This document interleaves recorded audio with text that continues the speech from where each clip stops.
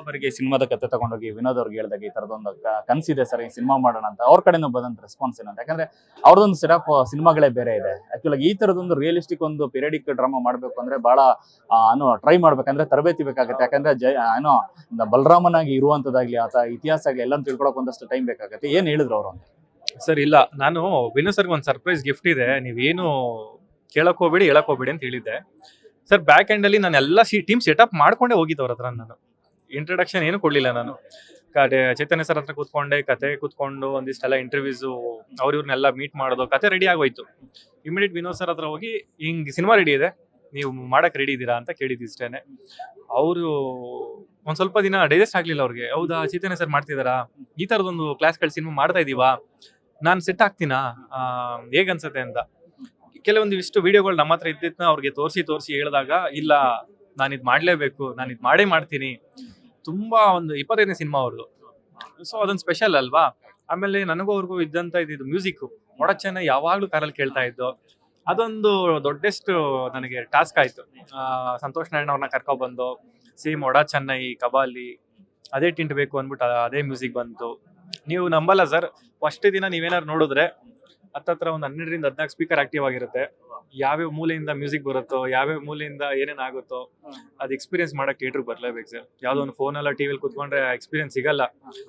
ಗುಡುಗು ಮಳೆ, ಅವತ್ತಿನ 90s ಕಾರ್ಗಳು ಅಲ್ಲಿಂದೆಲ್ಲೋ ಬರೋದು, ಅಂಬಾಸಿಡರ್ ಸೌಂಡ್, ಆ ಗುಡುಗು ಎಲ್ಲ ಫೀಲ್ ಮಾಡ್ಬೇಕು ಅಂದ್ರೆ ಥಿಯೇಟರ್ಗಳಿಗೆ ಬಂದು ನೀವು ಫೀಲ್ ಮಾಡಿದ್ರೆ 90sಗೆ ಎದುರುಗಡೆ ಕೂತಿದ್ದೀನೇನೋ, ನಾನೇ 80s ಅಲ್ಲಿ ಇದ್ದೀನೇನೋ ಅನ್ನಷ್ಟು ಫೀಲ್ ಕೊಡ್ತೀವಿ ಸಿನಿಮಾ.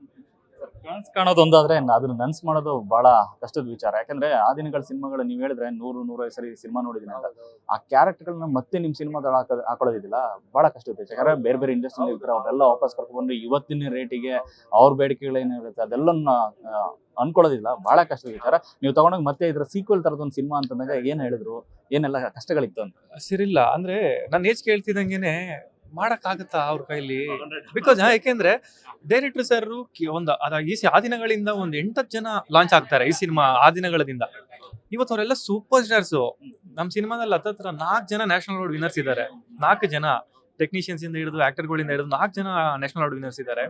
ಅವರೆಲ್ಲ ಕೇಳಿದಂತ ಒಂದೇ ವಿಷಯ, ಈ ಹುಡುಗನ ಕೈಲಿ ಆಗುತ್ತಾ ನಮ್ನ ಹ್ಯಾಂಡ್ಲ್ ಮಾಡಕ್ಕೆ ಅಂತ. ಡೈರೆಕ್ಟರ್ಗೆ ಆಬ್ವಿಯಸ್ಲಿ ಗೊತ್ತಿತ್ತಲ್ಲ, ನಮ್ ಜೊತೆ ಒಂದಿಷ್ಟು ಒಡನಾಟ ಇತ್ತು ಒಂದು 4 ತಿಂಗಳಿಂದ. ಅವ್ರ ಅಶ್ಯೂರೆನ್ಸ್ ಮಾಡಿ ಕರ್ಕೊ ಬಂದ್ರು.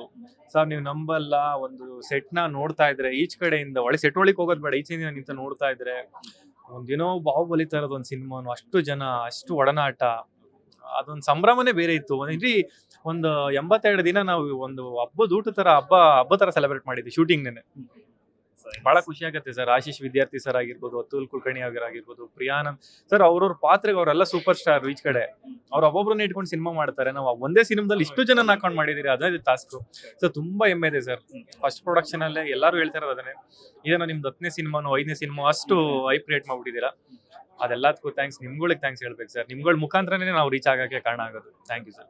ಸಣ್ಣ ಅವ್ರ ಬಗ್ಗೆ ಹೇಳ್ತಾ ಇದ್ರಿ, ಅವರ ಸಾಂಗ್ಗಳು ಒಂದ್ ಕಡೆ ಆದ್ರೆ ಅವ್ರ ಬ್ಯಾಕ್ ಗ್ರೌಂಡ್ ಸ್ಕೋರ್ ಏನು ನೆಕ್ಸ್ಟ್ ಲೆವೆಲ್ ಇರುತ್ತೆ. ನಾವು ಕೇಳ್ಪಟ್ವಿ ಸಿನಿಮಾದಲ್ಲಿ ಹಾಡೋ ಮಟ್ಟಿಗೆ ಅನ್ನೋ ಬ್ಯಾಕ್ ಗ್ರೌಂಡ್ ಸ್ಕೋರ್ ಸಿನಿಮಾ ಉದ್ದಕ್ಕೂ ಇದೆ ಅನ್ನುವಂಥದ್ದು.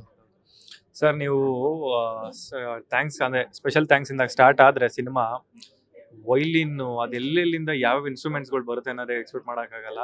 ತುಂಬಾ ಹಾರ್ಡ್ ವರ್ಕ್ ಮಾಡಿದ್ರು ಸರ್. ಇವಾಗ್ಲೂ ಅವ್ರು ಹೇಳೋದು ಒಂದೇನೆ, ನನ್ನ ಟಾಪ್ 10 ಸಿನಿಮಾಸ್ ಅಲ್ಲಿ ಇದೊಂದು ಸಿನಿಮಾ ಅಂತ ಇವಾಗ್ಲೂ ಹೇಳ್ತಾರೆ. ಈಗ್ಲೂ ನೆಕ್ಸ್ಟ್ 25 ವರ್ಷ ಆದ್ರೂ ಮರೆಯಕ್ ಆಗದಿರೋಂಥ RR ಆಗ್ಲಿ, BGMs ಆಗ್ಲಿ, ನಾವ್ ಏನ್ ಒಡ ಚೆನ್ನೈ ಒಂದು ಬೇರೆ ಸಿನಿಮಾ ಇಂಡಸ್ಟ್ರಿ ಮ್ಯೂಸಿಕ್ ತಗೊಂಡು ನಾವ್ ಇವತ್ತು ಯಾವ್ದೇ ಗ್ಯಾಂಗ್ಸ್ಟರ್ ನಡ್ಕೊ ಬಂದ್ರು ನಾವು BGM ಯೂಸ್ ಮಾಡ್ತಾ ಇದೀವಿ. ಬಲರಾಮ ಸಿನಿಮಾದು BGMs ತಗೊಂಡ್ರೆ ನೆಕ್ಸ್ಟ್ 25 ವರ್ಷಕ್ಕೆ ಅದೇ ಮಾಸ್ ಆಗಿ ಹೊಡಿತೀವಿ ಅನ್ನೋದೇ ಒಂದು ಗ್ಯಾರಂಟಿ ಸರ್.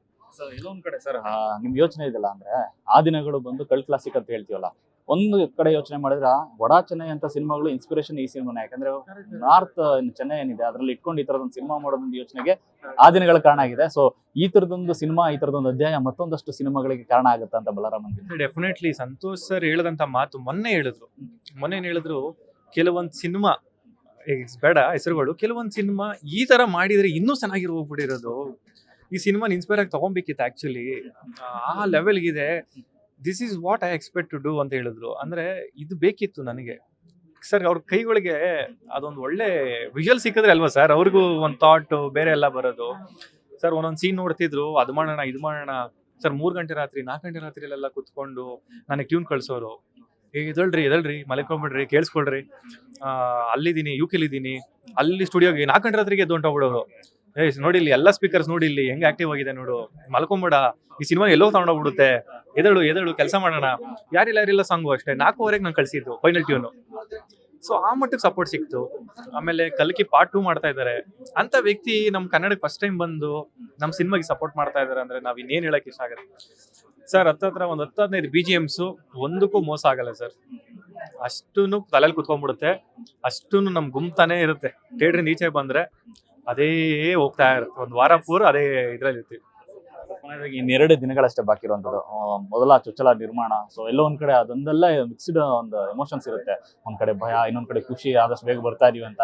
ಇದ್ರ ಮಧ್ಯದಲ್ಲಿ ಹೀರೋ ಬೇರೆ ಸುತ್ತಾಟದ ಮಧ್ಯದಲ್ಲಿ ಇದ್ದಿದ್ರೆ, ಬಟ್ ಇದೆಲ್ಲ ಶುಭ ಸೂಚನೆ ಅಂತ ಅನ್ಸ್ತದೆ. ಎಲ್ಲೋ ಒಂದ್ ಕಡೆ ಕಲ್ಟ್ ಕ್ಲಾಸಿಕ್ ಅಂತ ಏನ್ ಆ ದಿನಗಳು ಮಾಡಿತ್ತು, ಆ ಸಿನಿಮಾ ಮತ್ತೆ ರಿಕ್ರಿಯೇಟ್ ಮಾಡುತ್ತೆ ಸರ್. ಡೆಫಿನೆಟ್ಲಿ ಆಗುತ್ತೆ ಸರ್. ಇಲ್ಲ ವಿನೋದ್ ಸರ್ ನಾನು ಹೇಳ್ದಂಗೆ ತುಂಬಾ ಕಷ್ಟಪಟ್ಟು ಮಾಡ್ತಾರೆ. ಬಿಕಾಸ್ ಅವರು ಈ ಸಿನಿಮಾ ನಿಲ್ಸ್ಕೊಳ್ಳೇಬೇಕು ಅಂತ ತುಂಬಾ ಕಷ್ಟಪಡ್ತಾ ಇದ್ದಾರೆ. ಬಿಕಾಸ್ 25ನೇ ಸಿನಿಮಾ, ಅದು ಸುಲಭ ಅಲ್ಲ 25 ಸಿನಿಮಾ ಮಾಡೋದು.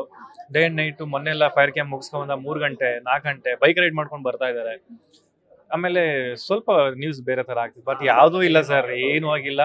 ಸ್ವಲ್ಪ ಡೇಟ್ ಗೇಟ್ ಇಂದ ಒಂದ್ ಸ್ವಲ್ಪ ವೀಕ್ ಆಗಿ ಏನೋ ಒಂದ್ ಸ್ವಲ್ಪ ಹೆಚ್ಚು ಕಮ್ಮಿ ಆಯ್ತು ಅಷ್ಟೇ. ಅದು ಬಿಟ್ರೆ ಏನಿಲ್ಲ, ರಿಕವರಿ ಆಗ್ತಾ ಇದ್ದಾರೆ, ನಾಳೆಯಿಂದ ಜಾಯ್ನ್ ಆಗ್ತಾರೆ. ಈ ಸಿನಿಮಾ ಅವ್ರನ್ನ ಇನ್ನೂ ಹೆಚ್ಚು ವರ್ಷಗಳ ಮುಂದಕ್ಕೆ ತಗೊಂಡು ಹೋಗೋ ಶಕ್ತಿ ಕೊಡುತ್ತೆ ಅಂತ ನಾನು ನಂಬಿದ್ದೀನಿ ಸರ್. ತುಂಬಾ ದೊಡ್ಡದಾಗ ಆಗತ್ತೆ, ಇದೊಂದು ಟರ್ನ್ ಆಗತ್ತೆ ಅವ್ರ ಲೈಫಲ್ಲಿ ಅಂತ ಅನ್ಕೊಂಡಿದೀನಿ. ಆಗತ್ತೆ.